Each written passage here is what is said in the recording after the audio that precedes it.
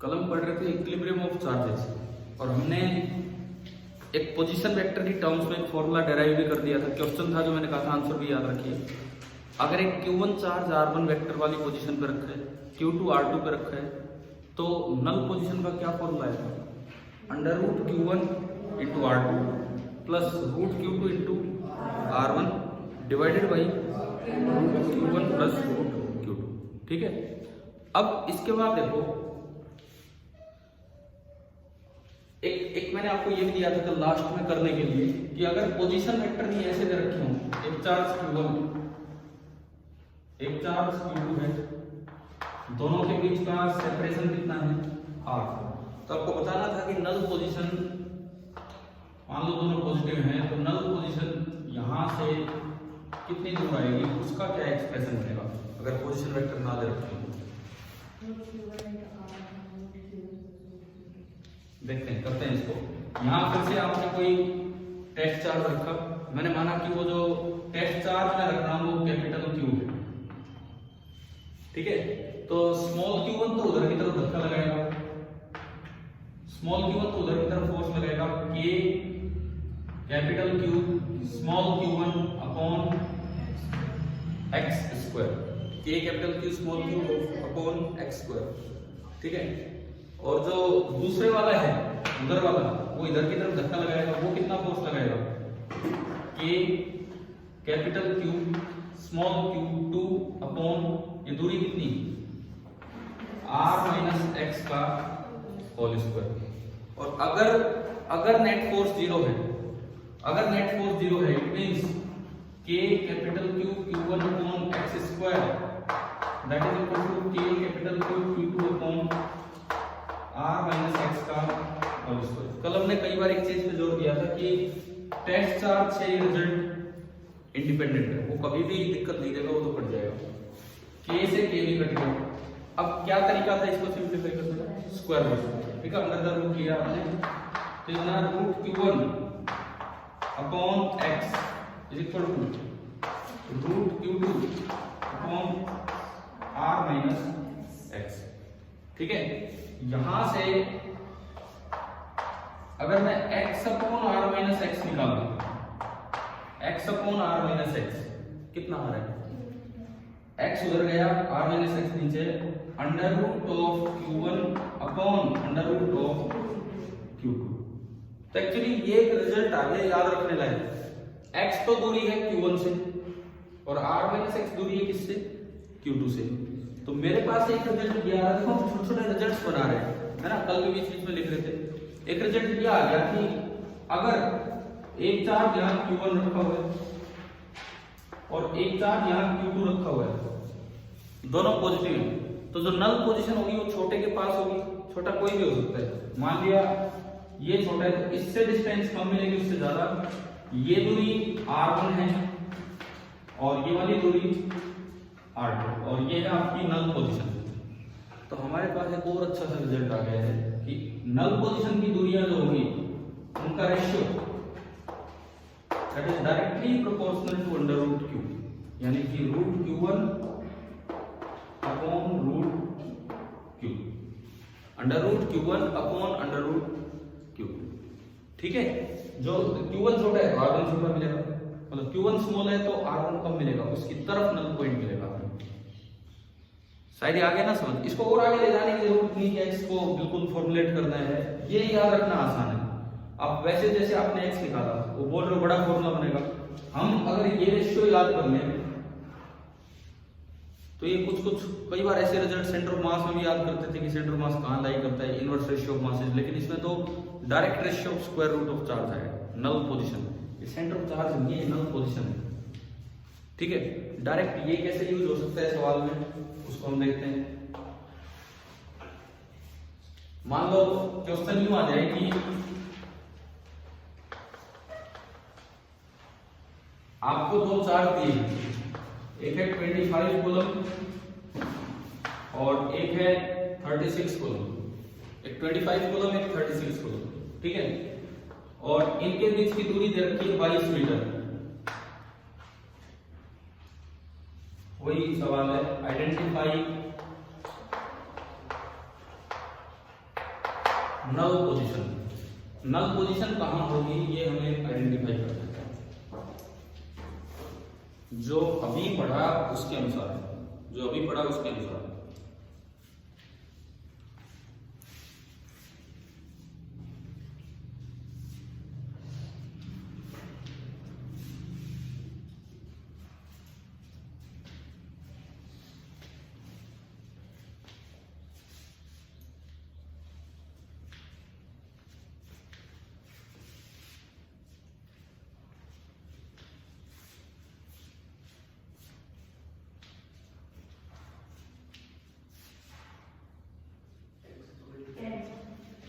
किससे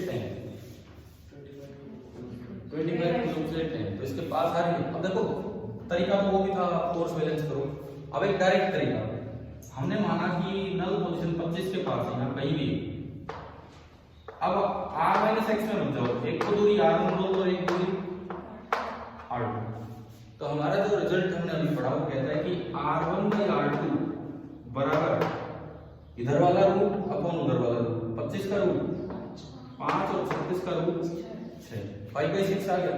तो 5/6 में 22 को डिवाइड करना है, तो हमें पता है कि हम 11 इससे कर देते हैं। r1 is 5x, r2 is 6x, r1 plus r2 का सम 11x, that is given to be 22। ऐसे ही करते हैं रेशियो सोल्व।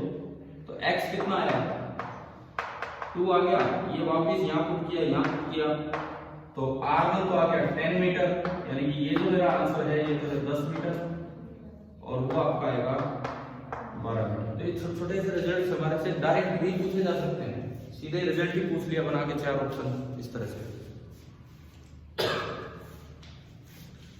नल पोजीशन लोकेट करना आ रहा है ना सभी को समझ, ठीक है।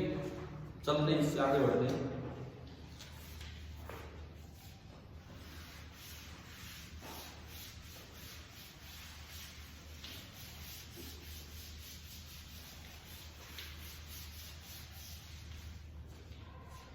ये हमने दिया कि जैसे एक जैसे ही बस एक ही लाइन पे 2 ही चार्ज गए, ऐसा भी तो हो सकता है 3 चार्ज का सिस्टम आ जाए, 4 का आ जाए, 5 का आ जाए, कितने का ही आ जाए। तो अगला हम केस कुछ इस तरह का लेंगे कि एक रेगुलर पॉलीगन है। नेक्स्ट उसी में चल रही है नल पोजीशन आइडेंटिफाई करने में अगला टाइप। जैसे कभी 2 लाइन चार्ज लिए, फिर 2 नेगेटिव लिए, एक बार 2 पॉजिटिव 2 नेगेटिव, फिर 1 पॉजिटिव 1 नेगेटिव, फिर उसमें 1 प्लस की और 1 माइनस की लिए, जिसमें आपको पता लगा कि कहीं कोई नल पोजीशन नहीं है ना। फिर हम पोजीशन वेक्टर में चले गए, वो भी एक फॉर्मूला है। अब मैं चल रहा हूं कि कोई एक रेगुलर पॉलीगन है, एक क्वेश्चन की फॉर्म में लिख लो ये, identify the null position around a system of n identical charges, छोटा n लिखना, around a system of n identical charges placed at the vertices of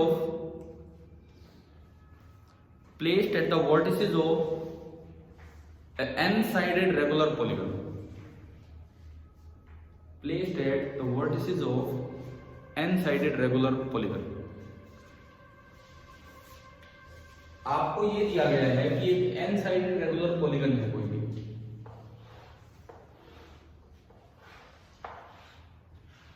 तो मैंने बाई चांस एक हेक्सागन बना दिया, कैसा है, ठीक है। और हर एक कॉर्नर पे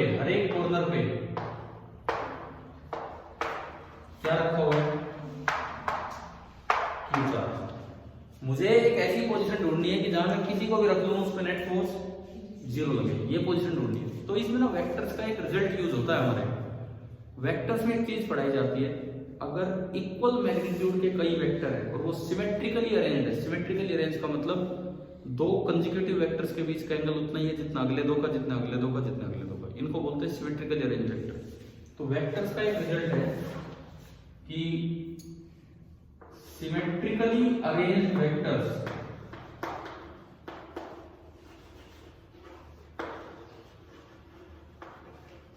हमें कोई अच्छे से वेक्टर्स दिए गए हैं, अच्छे से अरेंज। सिमेट्रिकली अरेंज का मतलब क्लियर हो गया? किन्हीं भी दो वेक्टर्स के बीच का किन्हीं भी दो कंसेक्यूटिव वेक्टर्स के बीच का मैग्नीट्यूड सेम है, चाहे अगले दो लो चाहे अगले दो, इस तरह से। Symmetrically arranged vectors of equal magnitudes के अगर सिमेट्रिकली अरेंज्ड वेक्टर्स हैं,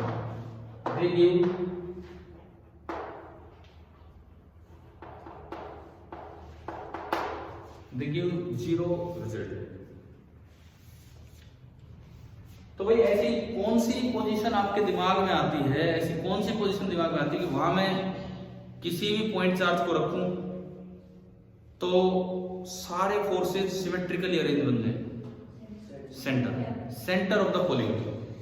कहीं भी अगर आप ऐसा कोई पॉइंट लेंगे, सी को मैं कहता हूं सेंटर ऑफ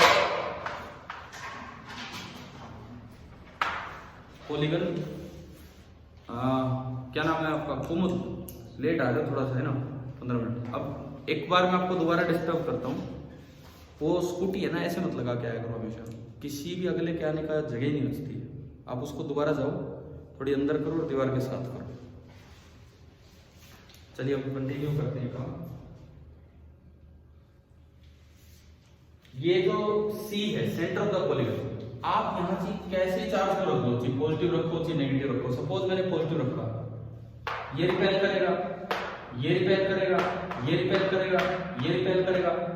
क्या सेंटर ऑफ द पॉलीगन की सभी वर्टिसेस से दूरी बराबर है कि नहीं? क्या सेंटर ऑफ द पॉलीगन की सभी वर्टिसेस से दूरी बराबर है ना? यानी कि सारे फोर्सेस का जो मैग्नीट्यूड है, सारे फोर्सेस का जो मैग्नीट्यूड है वो क्या है? बिल्कुल सेम। क्लियर? दूसरी बात, अगर सेंटर पे लिया है तो कोई भी दो कंसेक्यूटिव आप लोगे, सबके बीच का एंगल भी क्या मिलेगा? सेम ही मिलना है। इसलिए हमें एक रिजल्ट की तरह याद हो जाए कि this is your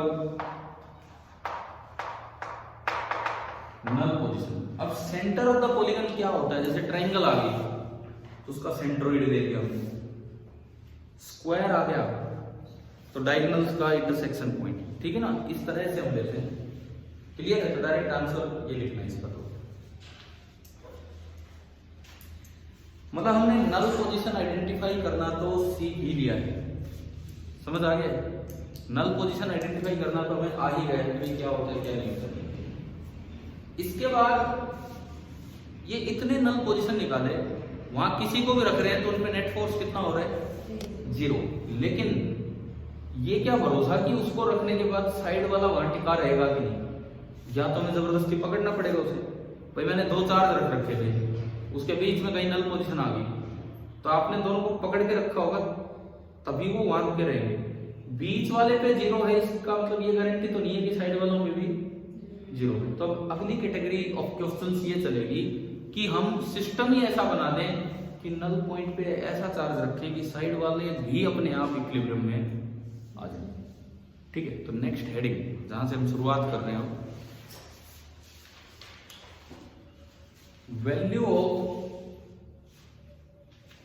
value of test charge, value of test charge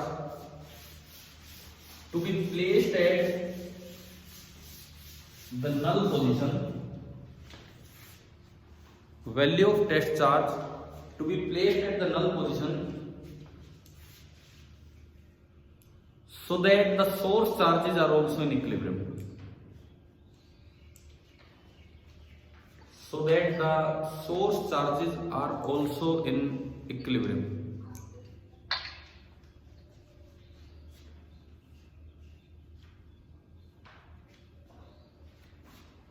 मतलब अब हम क्या सीखने जा रहे हैं कि उस नल पॉइंट पे क्या वैल्यू रखे टेस्ट चार्ज की कि जो साइडों में बैठे हुए सोर्स चार्ज है वो भी अपने आप किस पे आ जाए? रेस्ट पे, इक्विलिब्रियम में आ जाए। ठीक है ना? तो इसके लिए क्या तरीका होगा? सबसे पहले तो आपको नल पोजीशन ढूंढनी ही पड़ेगी, तब जाके वो पता लग पाएगा कि वहां क्या रखें कि साइड वालों पे भी नेट फोर्स 0। देखते हैं, सीधे शुरुआत हमें पहले ही सवाल से करते हैं। मान लो ये आपको चार्ज क्यू दिया गया और ये आपको चार्ज क्यू दिया गया। और हमारा सवाल वही है कि find Q test so that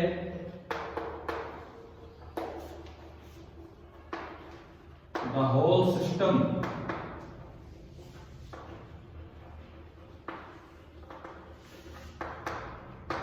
remains in equilibrium। आपको ये बताना है कि पूरा सिस्टम इक्विलिब्रियम में रहे, उसके अकॉर्डिंग।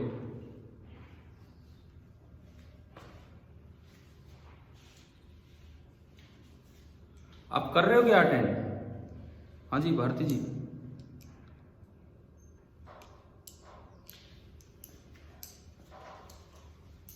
अरे एक बार अनम्यूट हो आप।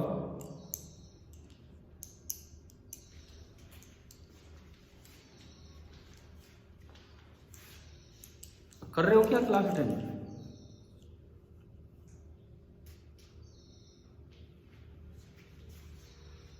जब भी जवाब दे सको जवाब देना, सुना ही नहीं हो। देखिए हम अब आगे बढ़ाते हैं। Find Q test. Test charge क्या ले कि साइड वाले भी किस में आ जाएं? इक्विलिब्रियम में। तो क्या लें, तो उसके लिए पहले तो नल पोजीशन आपको पता होना चाहिए। अब इस सवाल में तो हमने निकाल रखी है, कहाँ थी? मिड पॉइंट, बिल्कुल मिड पॉइंट। ठीक है, तो एक स्टेप तो हमारा वो कम हो गया, वो तो हमें याद ही है। अब मैं वहां क्या रखूं कि साइड वाले भी रेस्ट पे आ जाए, तो उसके लिए उस पे चाहे आप फोर्स बैलेंस करते रहो, उसके लिए उस पे चाहे आप फोर्स बैलेंस करते रहो, कोई फर्क नहीं पड़ेगा, वो स्मॉल क्यू कटता रहेगा। हमें पता है कि जो नल पोजीशन है, अच्छा ये दूरी मैंने कुछ भी r मानी, तो ये डिस्टेंस कितनी होगी? r/2। ठीक है, और यहां हमने चार्ज रख दिया q। अगर इस क्यू पे फोर्स बैलेंस करोगे तो क्यू की वैल्यू कभी नहीं निकलेगी, वो कट जाना है। आपको किसको रेस्ट पे लाना है इस सवाल में? साइड वालों को। तो किसी भी साइड वाले पे आप फोर्स 0 कर देंगे। कैसे? आप इस पे आओ, हम अगर इसकी तरफ आते हैं तो ये क्यू इस क्यू को, मैं थोड़ी देर के लिए इसको ऑब्जर्व कर रहा हूं, ये क्यू इस क्यू पे फोर्स किधर लगाएगा नहीं पता, तब तक आप पॉजिटिव मान लो, अपने आप ठीक हो जाएगा। पॉजिटिव को रिपेल करेगा। कितना फोर्स लगेगा? ये के capital Q small Q upon r/2 का होल स्क्वायर करोगे तो r²/4 और 4 ऊपर जाएगा। आया ना समझ? ये कैपिटल क्यू इस पे कितना फोर्स लगाएगा? के कैपिटल क्यू अपॉन r²। मैंने थोड़ी देर के लिए इस पे नेट फोर्स लगा दिया। आपका वीडियो अभी ऑन हुआ है क्या? जस्ट ठीक है देखो ये इस पे दोनों फोर्सेस हमने देख लिए हैं। देखो आपने लेट ज्वाइन किया, कुमुद आप भी लेट आए हो, तो हमने शुरुआत में आज एक रिजल्ट और निकाला है। कल जो एंड में क्वेश्चन दिया था कि एक Q1 है एक Q2 है, आप भी सुन लो भाई, कुमुद ये देख लेना चाहिए, इस वीडियो लेक्चर में दोबारा देख लेना। एक Q1 है एक Q2 है, उसकी नल पोजीशन बीच में कहाँ होगी, ये कल लास्ट में होमवर्क में दिया था। तो क्या रिजल्ट आया हमारा वो निकल के कि मान लो Q1 से डिस्टेंस R1 है और Q2 से डिस्टेंस R2 है, तो हमारा रिजल्ट निकल के आया है कि R1/R2 बराबर होगा √Q1/√Q2। ये रिजल्ट डायरेक्टली याद रखना है, और मैंने वो अभी 22 मीटर वाले सवाल में ये यूज भी करवाया। तो जो भी बच्चा लेट आए एक बार वीडियो लेक्चर से दोबारा देख ले क्या है क्या नहीं बाद में, क्योंकि वो रिजल्ट काम का है। तो अब हम ये सीखना चाह रहे हैं, नल पोजीशन हमने निकालनी सीख ली कि नल पोजीशन पे क्या रखें कि साइड वाले भी बैलेंस हो जाएं, कि सिस्टम को हमें पकड़ने की जरूरत ना पड़े, वो अपने आप रेस्ट करे। तो हमने कोई भी नल पोजीशन पे क्यू चार्ज रख के और साइड वाले पे नेट फोर्स 0 किया। क्या यू 0 हो सकते हैं दोनों फोर्स सेम डायरेक्शन में? नहीं हो सकते, कोई बात नहीं, अपने आप आंसर सही आएगा। जब एक चीज पे दो फोर्स सेम डायरेक्शन में लग रहे हो तो वेक्टर सम करने के लिए दोनों को सीधा ऐड कर दे। तो हमने इनको सीधा ऐड किया, तो F/Q कितना करना है आपको? 0। F/Q 0 करना है, तो इन दोनों को ऐड कर दिया। 4K capital Q small q upon r² plus K capital Q upon r², और ये सम कितना होना चाहिए? 0। इसमें क्या क्या कॉमन आ रहा है? K common, capital Q common और आर स्क्वायर कॉमन, और अंदर बचा 4q plus small q is equal to 0। ये बचा ही। अब ये चीज तो 0 है नहीं, तो हमें ये बस ओनली इसको 0 करना है। तो अगर आप इसको 0 करते हो तो 4q plus small q is equal to 0।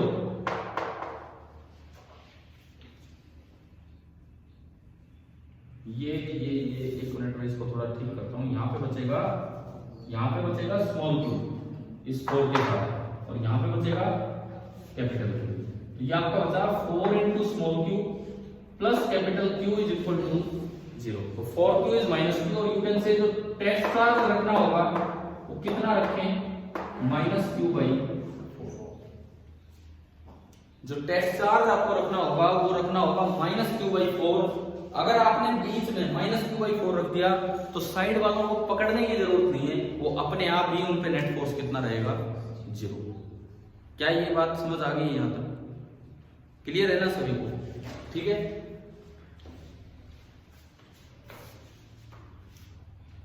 और इस सिस्टम को तो बच्चे बड़े डायरेक्टली याद कर जाते हैं। देखो याद तो हमें बहुत कुछ रखना होगा, जो पढ़ लिया वो याद हो जाना चाहिए। एग्जाम अच्छा तभी होता है जब कुछ चीजें आपको बिल्कुल दिमाग में क्या नहीं थे। ये क्यों तो हमें याद हो गया। अगर मैंने बिल्कुल मिड पॉइंट पे माइनस q बाई 4 रखा, बिल्कुल मिड पॉइंट पे कुछ भी रखो उस पे तो नेट फोर्स 0 रहेगा, लेकिन बगल वालों पे नहीं रहेगा। लेकिन अगर आपने बीच में माइनस q बाई 4 रख दिया तो साइड वालों पे भी नेट फोर्स कितना हो जाएगा, 0 हो जाएगा। क्लियर हो गए? इस पे डायरेक्ट सवाल कैसे आ जाते हैं? सवाल आ गया, यहां रखा है 20 माइक्रोकूलम, यहां भी रखा है 20 माइक्रोकूलम, बताओ बीच में क्या रखें कि पूरा सिस्टम इक्विलिब्रियम हो। डायरेक्ट आंसर है कितना, -5। जो भी बाहर रखें इक्वल उनका 1/4 करो और एक माइनस लगा दो। अगर ये -20 होते तो फिर क्या रखते, +5 रखते। समझ आ रहा है? +5 उसका नेगेटिव, 1/4 करके और उसका नेगेटिव। अगर यहाँ -20 यहाँ -20 होता तो यहाँ रखते +5 माइक्रोकूलम, और अगर यहाँ 20 होता और यहाँ -20 होता तो हाँ, अगर यहाँ 20 माइक्रोकूलम होता और यहाँ -20 माइक्रोकूलम होता तो आप चाहे बीच में कुछ भी रख लो, बैलेंस हो ही नहीं सकता। कल ही पढ़ाया था Q और -Q में तो नल पॉइंट एग्जिस्ट ही नहीं करते। तो क्या आप सभी को समझ आ गए किस तरह से आइडेंटिफाई करना था? ठीक है। अगला आप अभी करके दिखाओ, जिस तरह से आप ये लेके आए। आज के लेक्चर की शुरुआत जहां से हुई थी, आज के लेक्चर की शुरुआत जहां से हुई थी कि एक Q1 एक Q2, स्मॉल q लिए थे, कैपिटल Q लिए थे, स्मॉल। एक Q1 है एक Q2 है, मान लो दोनों पॉजिटिव है, मैंने मान लिया दोनों पॉजिटिव है। सवाल ये है what should be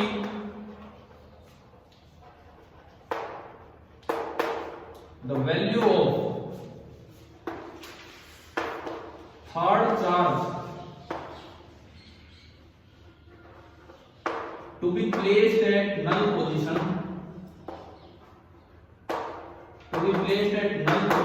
so that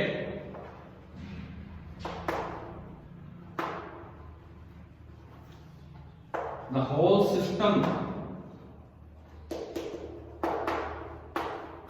is in equilibrium। Null position में क्या रखें कि ये दो और वो अकेला फिर आराम से इक्विलिब्रियम में रखें।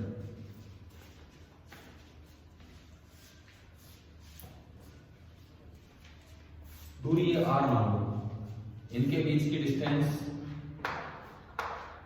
r है।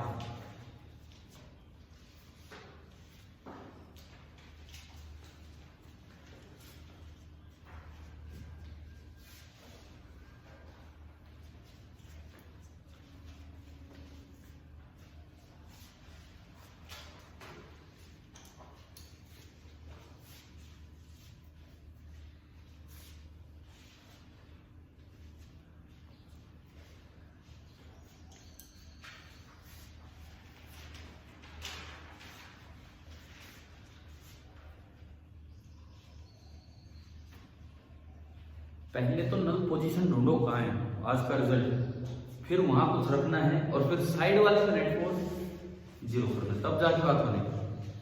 पहले तो नल पोजीशन ढूंढ के देखो इसमें कहाँ है। रिजल्ट ये था कि नल पोजीशन इस तरह से डिटरमाइन हो रही थी आज सुबह ही जो स्टार्टिंग हमने की।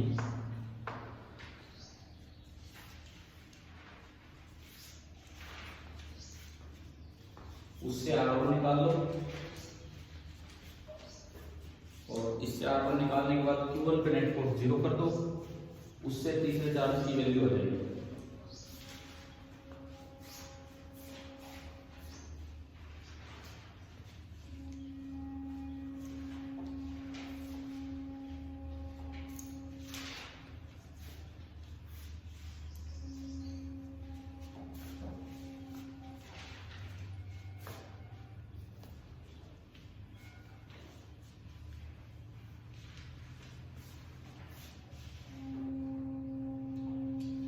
सबसे पहले तो मैं नल पोजीशन ढूंढने की तरफ जाऊंगा। सवाल की शुरुआत यहां से होगी 2 स्टेप में।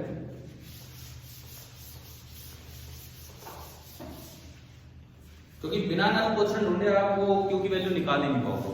तो नल पोजीशन का तो जो आज हमने रिजल्ट शुरुआत में डिराइव किया वो ये था, ये Q1 है, ये Q2 है। मैंने माना कि नल पोजीशन यहां है और इससे कितनी दूर है R।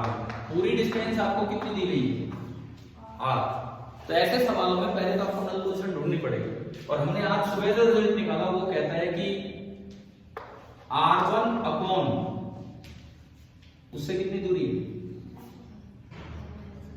उसको मैं क्या लिख सकता हूं R माइनस R1 60 को ये लिख सकता हूं क्योंकि मुझे R1 निकालना है, बराबर under root Q1 upon under root Q2। आज जो कल लास्ट होमवर्क दिया वो ये उससे आगे, ठीक है। आपको R1 निकालना, आपने क्रॉस मल्टीप्लाई किया तो R1 into under root Q2 R into under root Q1 minus R1 into under root Q1। इसको इधर उठा लो, R1 common under root Q1 plus under root Q2 that is equal to root Q1 into R। तो मेरे पास R1 दूरी आ गई, R1 distance आ गई, under root Q1 upon under root Q1 plus under root Q2 और into R। पहला काम ये हुआ कि मैं R1 निकाल पाया। हमें यहाँ तक कोई डाउट किसी को आगे ना समझ, तो रिजल्ट भी हमारा यूज हो गया जो आज सुबह निकाल रहे थे, ठीक है। अब R1 आने के बाद आप वहां कोई भी टेक्स्ट चार्ज रख दो, मैंने माना कि वो क्या रख दिया हमने, हमें इसकी वैल्यू निकालनी है। देखो यहां चाहे कुछ भी रख दो, उस पे तो नेट फोर्स 0 रहेगा, लेकिन यहां क्या रखें कि साइड वालों पे भी नेट फोर्स कितना हो जाए 0। यही तो काम करना है, ठीक है। अब देखते हैं काम, तो किसी भी साइड वाले पे मैंने ये R1 निकाला तो मैं Q1 पे हूं। अब मैं दूसरे स्टेप पे आ रहा हूं। R1 ढूंढने के बाद ये है, अब मैं इस पे नेट फोर्स 0 करूं, इस पे नेट फोर्स में 0 करूं, तो देखते हैं कैसे करें। इस पे फोर्स एक तो Q2 लगा रहा होगा, Q2 कितना फोर्स लगाएगा K Q1 Q2 divided by R square. लेकिन एक फोर्स इस पे ये लगा रहा होगा, ये जो यहां बैठा है कितनी दूर R1। अभी के लिए तो यही मानो पॉजिटिव पॉजिटिव, अपने आप को कट के नेगेटिव आता रहेगा जैसे पिछले सवाल में किया। ये कितना लगेगा K capital Q small q upon R1 square. जब दोनों फोर्स सेम डायरेक्शन में हैं तो नेट फोर्स कैसे निकलेगा, डायरेक्ट सम कर दें हम। जब आपके दोनों फोर्स सेम डायरेक्शन में हैं तो नेट फोर्स निकालने के लिए आप सीधा सम कीजिए। तो आपने सीधा सम किया तो K capital Q small q upon R1 square that is equal to K Q1, ये भी Q1 है यहाँ पे, Q1 है यहाँ इसके ऊपर है, Q2 अपॉन R स्क्वायर। दोनों सेम डायरेक्शन में, तो दिस प्लस दिस, और ये कितना करना है 0। क्या क्या कॉमन आ रहा है, Q1 इसमें भी है और Q1 इसमें भी है, K भी दोनों में है, तो K Q1 तो आपका कॉमन आया, इसके अलावा क्या बचा, capital Q by R1 square plus Q1 by R square और इक्वल टू 0। Q1 नहीं, Q2 बाई R स्क्वायर और इक्वल टू 0। मैंने Q1 तो कॉमन ले लिया, Q1 पे नेट फोर्स इक्वल किया, ये 0 है लेकिन तो ये चीज 0 होनी चाहिए, मुझे कैपिटल Q चाहिए यहाँ से। क्या इस स्टेप तक कोई दिक्कत है किसी को? समझ आ गया यहाँ तक क्या किया हमने?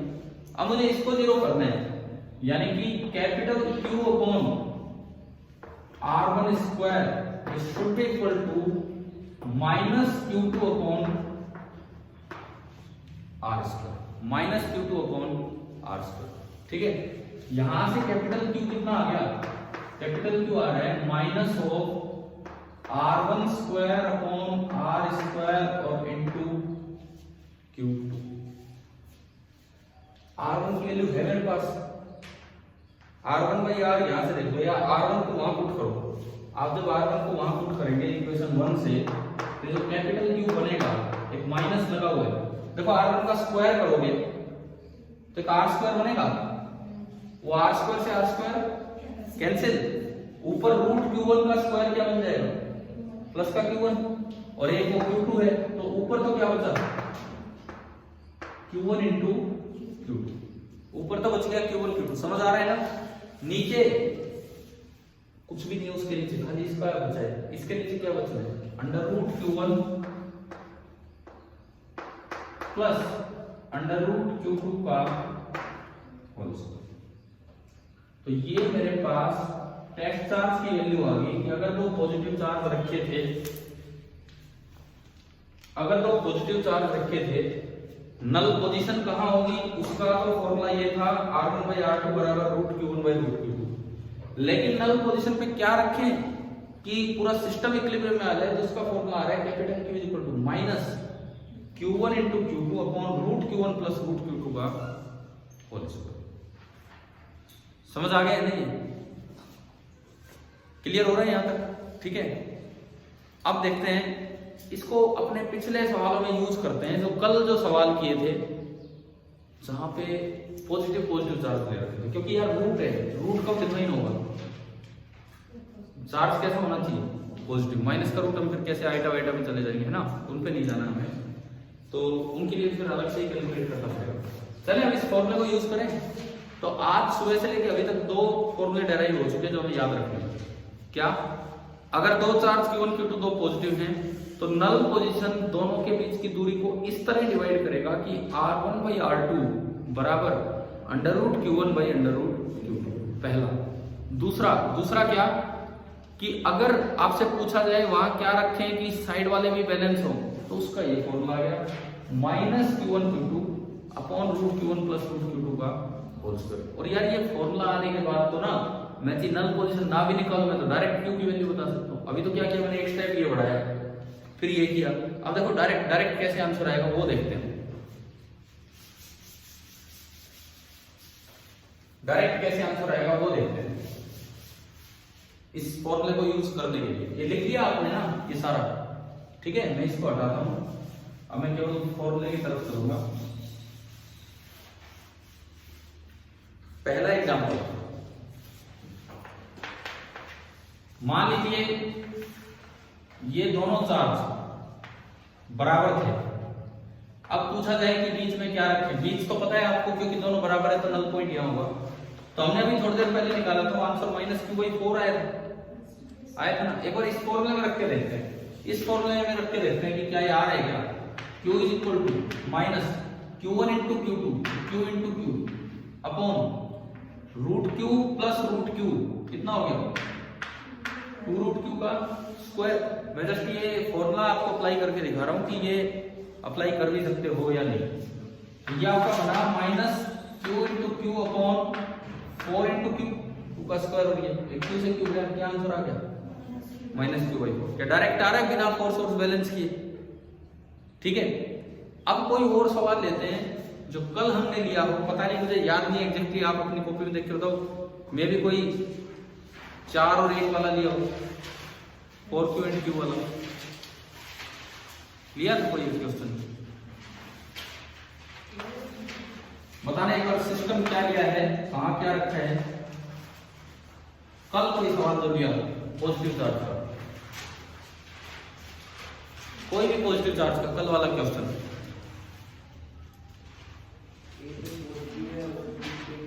ए पे 4 कैपिटल क्यू है कि स्मॉल क्यू, कैपिटल क्यू, और बी पे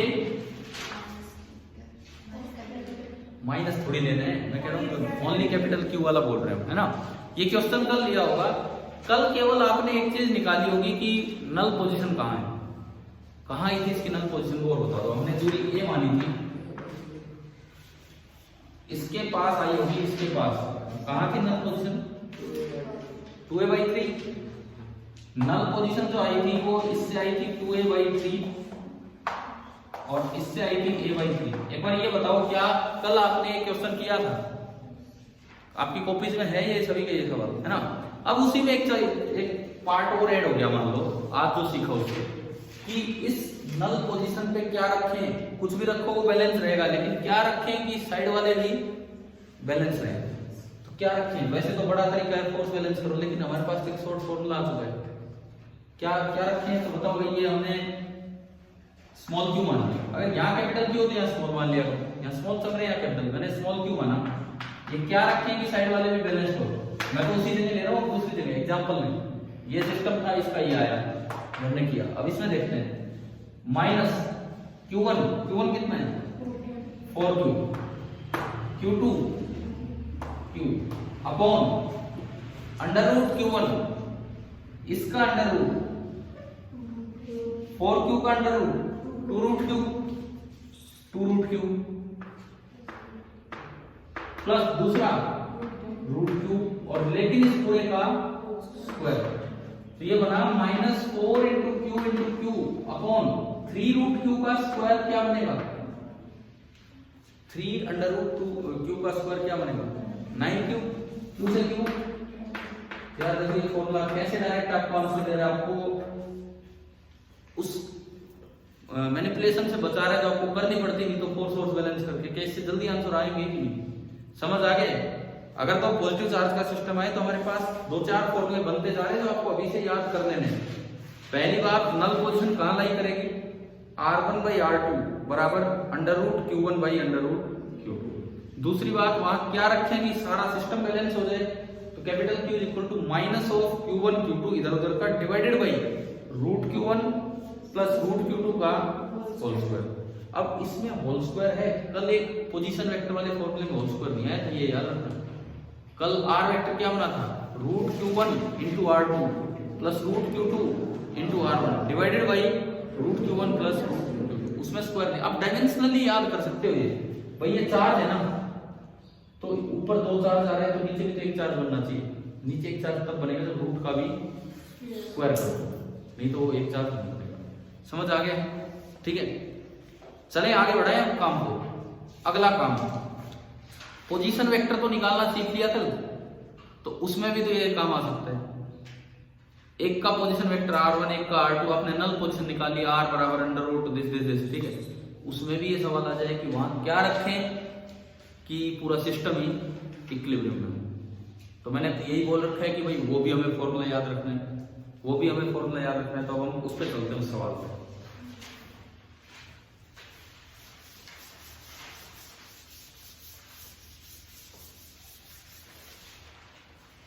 क्वेश्चन ये है,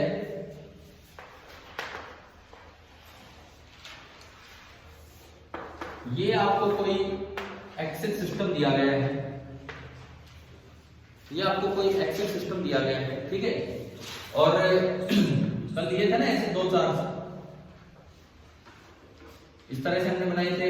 ये ए यहां रखा था, Q1 कैपिटल लिया था स्मॉल लिया था कल वाले में, स्मॉल, ये Q2। ए का पोजीशन वेक्टर आपने बोला था R1, बी का पोजीशन वेक्टर आपने बोला था क्या R2। नल पोजीशन हमने कल ढूंढ ली थी, जो भी छोटा है उसकी तरफ होगी। सपोज ये नल पोजीशन है, नल पोजीशन का पोजीशन वेक्टर हमने नाम दिया था क्या R। पहला रिजल्ट जो हम कल अच्छे से ला चुके हैं, R वेक्टर कि भाई यहां कुछ भी रख लो, net force 0, R vector under root Q1 into complete vector R2।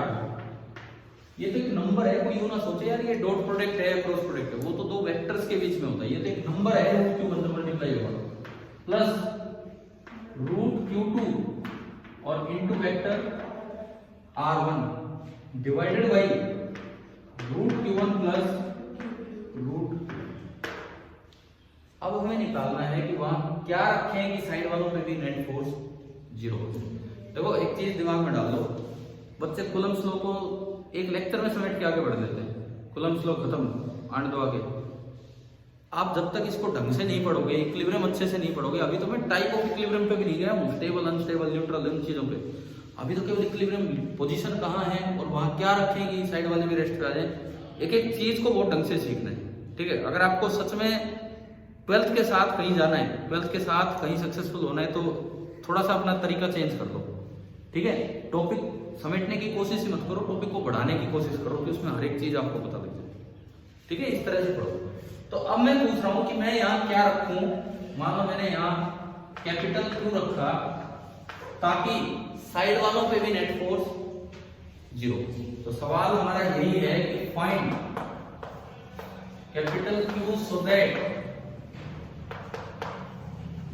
the whole system is balanced।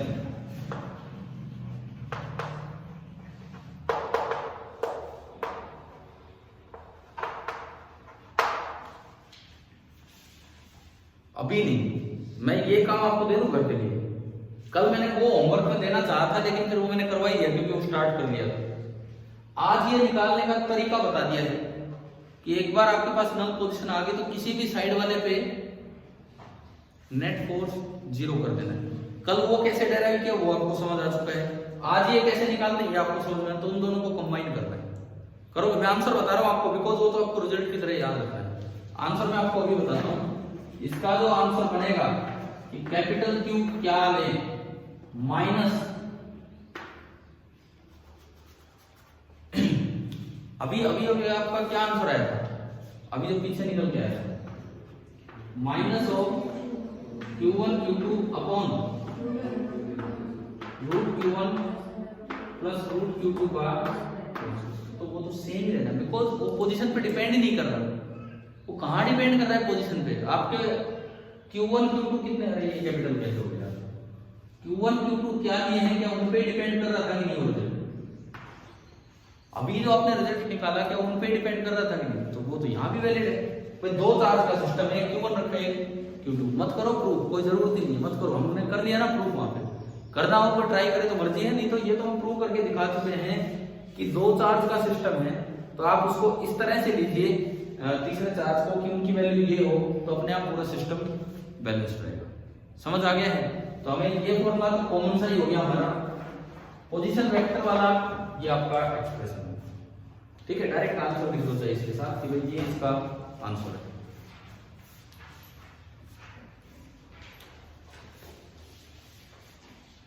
और आप इन दोनों फॉर्मूलों में एक चीज वेरीफाई कर लो, हमने सीखा कि अगर दो इक्वल चार्ज हैं तो मिड पॉइंट क्या होती है, नल पोजीशन होती है, और वहां -q/4 रखोगे तो पूरा सिस्टम इक्विलिब्रियम में आएगा। तो अगर दोनों इक्वल चार्ज हैं तो पहले यहां से देखो, यहां से आर वेक्टर क्या बनेगा। अगर दोनों इक्वल चार्ज है तो आर वेक्टर क्या बनेगा, पहले हम यहां से देखें। दोनों इक्वल है तो रूट क्यू कॉमन आ गया, और नीचे root Q plus root Q 2 root Q, under root Q से अंडर रूट क्यू कैंसिल, बचेगा क्या है R1 प्लस R2/2, और R1 plus R2/2 mid point formula होता है। अगर एक पॉइंट का पोजीशन वेक्टर R1 है, एक पॉइंट का पोजीशन वेक्टर R2 है, तो R1 प्लस R2/2 जो होता है वो आपका मिड पॉइंट फॉर्मूला है, कि यानी कि वो उन दोनों पोजीशंस का मिड पॉइंट है। तो क्या ये वेरीफाई हो गया यहाँ से? और ये तो मैंने अभी करके ही दिखाया था कि अगर आप Q1 Q2 दोनों को बराबर देते हैं तो ये कितना बनेगा, -q/4। अभी किया था नहीं आपने? अभी बताओ भाई दो चार्जेस का इक्विलिब्रियम आ गया है समझ में। अब मैं थोड़ा सा इसको 3 और 4 पे लेके चलता हूँ। अगला सवाल, ये कैपिटल Q निकालने के बारे में अगला सवाल, इसमें कोई डाउट है किसी को? आ गया समझ? अगला सवाल, क्वेश्चन में आप एक इक्विलैटरल ट्रायंगल बना लो।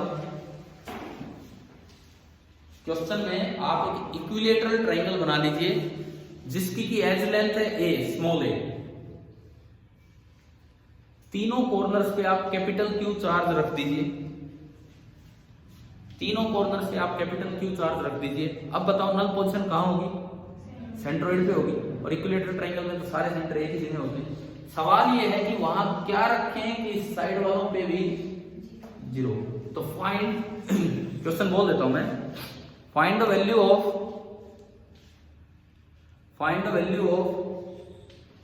Test charge, find the value of test charge placed at the centre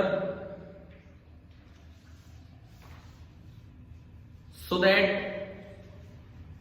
the whole system is in equilibrium.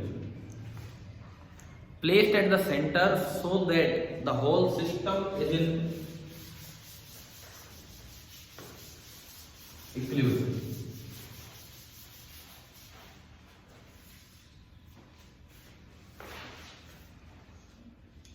मैं एक बार डायग्राम बना दूं आपके लिए कि क्या हम सवाल लेके चले हैं।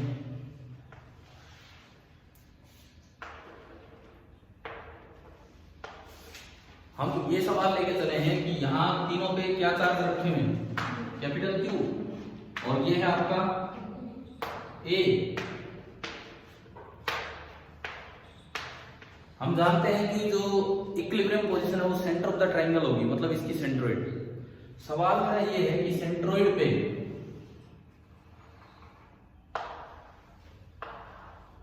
क्या रखें कि पूरा सिस्टम इक्विलिब्रियम हो जाए। वहां कुछ भी रखो वो हमेशा रेस्ट करेगा, लेकिन उस साइड वालों को भगा देगा।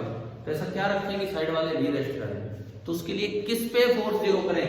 साइड वाले पे कि इस पे, बीच वाले पे?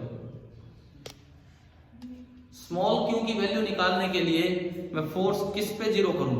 साइड वाले पे जीरो करूं या बीच वाले पे जीरो करूं? साइड वाले पे। बीच वाले पे करने से कुछ नहीं होगा, वो क्यू कट जाना है दोनों तीनों साइड से और वो कभी आएगा ही नहीं, है ना। ये बात तो समझ आ गई, बिकॉज उससे तो आप नल पोजीशन निकाल रहे हो, वो तो हमें पहले ही दे रखा है, पता है। तो अब मुझे साइड वाले पे नेट फोर्स जीरो करना है। कैसे करें भाई? किसी भी एक को मैंने सर्कल में डाल दिया। मैं सर्कल में डालने का मतलब मेरा ये है कि मैं उस पे फोर्स देख रहा हूं, ठीक है, मैं उस पे फोर्स देख रहा हूं।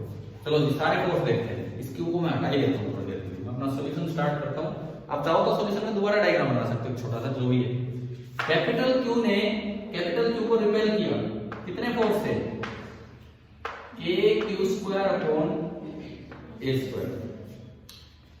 इस कैपिटल क्यू ने इस कैपिटल क्यू को रिपेल किया, इसने भी कितना फोर्स लगाया? KQ square by A square. एक और बच गया, इस पे फोर्स लगाने वाला कौन? सेंटर पे रखा हुआ स्मॉल क्यू, है ना।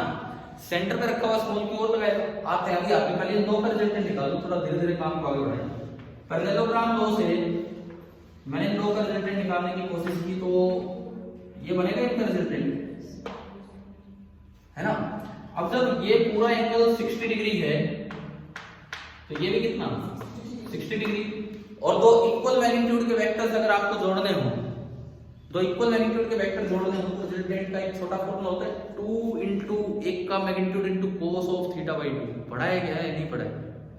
देखो वेक्टर एडिशन में वैसे तो दो वेक्टर्स के रिजल्टेंट का ये फॉर्मूला होता है under root a square plus b square plus 2ab cos theta. ये तो सभी को याद है, theta is angle between a and b।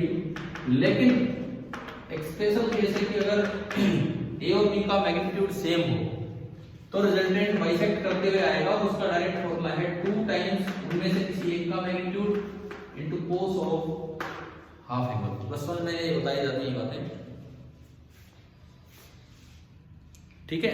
तो इसमें देखो अब आप, ये एंगल 60 डिग्री, इसका आधा कितना 30 डिग्री। तो ये जो f बनेगा, ये f इस फॉर्मूले के अकॉर्डिंग 2 टाइम्स किसी भी एक का मैग्नीट्यूड कितना KQ square upon A square into cos of half angle. Half angle मतलब कोस 30 कितना होता है अंडर रूट 3/2, 2 से 2 कटेगा तो ये f आपका आया root 3 KQ square upon A square. चलो दो चार्जेस का फोर्स तो हमें निकालना आ गया, और क्या आया √3 KQ² एक तीसरा और बचा है, वो सेंटर पे जो रखा हुआ ऑरेंज से, वो भी तो फोर्स लगाएगा, लेकिन उसके लिए मुझे डिस्टेंस चाहिए। तो भाई ये डिस्टेंस कहां से लाऊं, ये डिस्टेंस, ये तो वैसे तो एक छोटी सी ज्योमेट्री वाला काम है। देखो मैं इसको बढ़ाता हूं पहले, ये सीधी ट्रायंगल दिख रही है आपको, ये एंगल 30 डिग्री और ये एंगल 60 डिग्री, तो ए के अकॉर्डिंग देखो तो ये a cos 60 है, समझ गए हो? ये इधर से देखते हो 30 के अकॉर्डिंग तो a sin 30 है। बात देखिए a cos 60 या a sin 30 कितनी होगी, a/2, लेकिन ये सामने वाली कितनी, a sin 60, समझ गए हो ना इस ट्रायंगल में, a sin 60 a into √3/2, a into √3/2, ये जो पूरी लेंथ है, पूरी लेंथ आपकी आई a into √3/2। लेकिन आपको पता होगा कि जो सेंट्रोइड होता है वो 2:1 में डिवाइड करता है, यानी कि this is 2 part, this is 1 part, 2:1 मतलब 3 हिस्से कर दो, इसके 3 हिस्से करके 2 हिस्से इसको दे दो, इसके 3 हिस्से करा किया तो नीचे √3 आ जाएगा, समझ रहे हो? इसके 3 हिस्से किए तो ये वाली जो लेंथ आई ये आई a/2√3, समझ आया ना? ये 3 हिस्से कर दिए, एक पार्ट तो इसको दिया और 2 पार्ट इसको दिए, तो 2 पार्ट करोगे तो 2 से 2 कट जाएगा, और ये कितना बचा, a/√3, और हर वर्टेक्स से दूरी तो ये बराबर ही होनी है, तो ये भी a/√3, और मुझे जो चाहिए ये भी a/√3। ज्योमेट्री समझ आ गई? अब जब तक मुझे साइन नहीं पता मैं पॉजिटिव मान लो, अपने आप सही आंसर आएगा। इस Q ने यहां रखे हुए कैपिटल Q पे फिर से मैंने माना कि रिपल्सिव फोर्स लगाया, और उसका जो फोर्स होगा उसको F' बोल रहा हूं, F' कितना होगा कूलम्ब्स लॉ से, F' होगा K capital Q small q upon a/√3 का स्क्वायर करोगे तो एक तो a² और √3 का स्क्वायर 3 ऊपर। इन दो का रिजल्टेंट आपने पहले निकाल लिया, तो येलो कलर वाला दिख रहा है, जो ऑरेंज कलर वाला दिख रहा है वो बाद में निकाला, तो नेट फोर्स, क्या दोनों फोर्स सेम डायरेक्शन में लग रहे हैं? इन दो का रिजल्टेंट F और एक F', तो नेट फोर्स ऑन Q, अब मुझे करना है F ऑन Q, कितना करना है, 0 करना है। 0 करना है तो दोनों सेम डायरेक्शन में है, तो F प्लस F' को 0 कर दीजिए,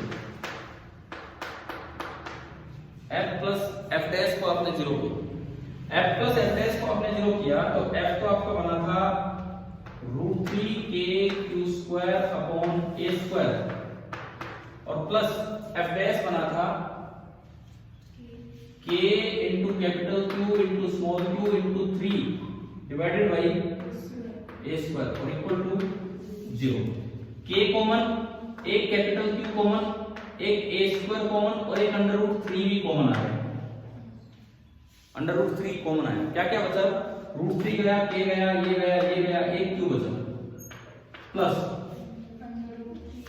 √3 और स्मॉल q इक्वल टू 0 हो गया। तो बाकी सब तो गायब हो गए, यानी कि ये 0 होना चाहिए, तो 0 है नहीं, तो अगर आप इसको 0 करते हो, तो क्या आंसर आ रहा है, इसको 0 किया तो √3q बराबर -q, √3q बराबर -q, तो स्मॉल q कितना आ गया, -q/√3, तो आपका आंसर आ गया small q is equal to -q/√3। कि अगर एक इक्विलेटरल ट्रायंगल के तीनों कॉर्नर्स पे 3 इक्वल चार्ज रखे हैं और q q q, तो सेंट्रोइड ऑफ द ट्रायंगल जो है वो इक्विलिब्रियम पोजीशन होगी, वहां कुछ भी रखो उस पे नेट फोर्स 0 होगा, साइड वालों पे नहीं होगा। लेकिन अगर आपने वहां ये रख दिया, ये वाला चार्ज, तो साइड वालों पे भी नेट फोर्स कितना हो जाएगा, 0। क्या ये निकालना समझ आ गया, कर पा रहे हो ना यार ये सवाल? अगला सवाल, सेम क्वेश्चन को ले जाओ स्क्वायर पे, सेम क्वेश्चन को आप एक स्क्वायर पे ले जाओ, एक स्क्वायर बनाओ, a एज लेंथ होगी, एज लेंथ ना भी दियो तो मान लेना, क्या आंसर एज लेंथ पे डिपेंड कर रहे हैं, तो अपने आप मान लिया करो। एक एज लेंथ a का एक स्क्वायर बना दो, तो चारों कॉर्नर्स पे कैपिटल Q चार्ज रखो, चारों कॉर्नर्स पे कैपिटल Q चार्ज। सवाल सेम है, find the value of small q at null point ताकि सब कुछ रेस्ट करे। वही है, सेम क्वेश्चन, मतलब ऊपर वाले सवाल का सेकंड पार्ट हो गया, उसी सवाल का सेकंड पार्ट।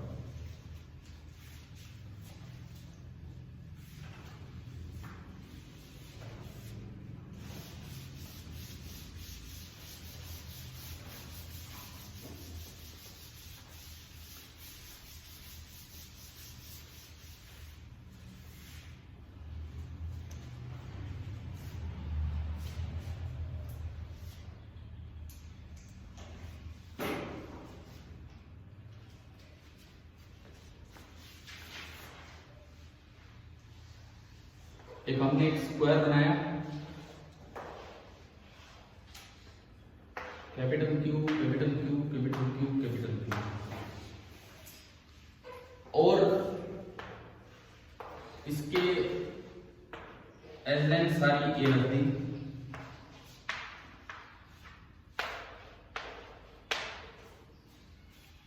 नल पॉइंट कहां होगा, क्योंकि सारे बराबर हैं तो नल पॉइंट कहां होगा, सेंटर मतलब ये डायगोनल्स का इंटरसेक्शन पॉइंट। यहां मैंने मान लिया कि मैंने रखा कोई स्मॉल पॉइंट, ये नहीं दिया होगा सवाल में, हम एज्यूम कर लेंगे, लास्ट में वो दिक्कत नहीं देखो ऊपर जाना है।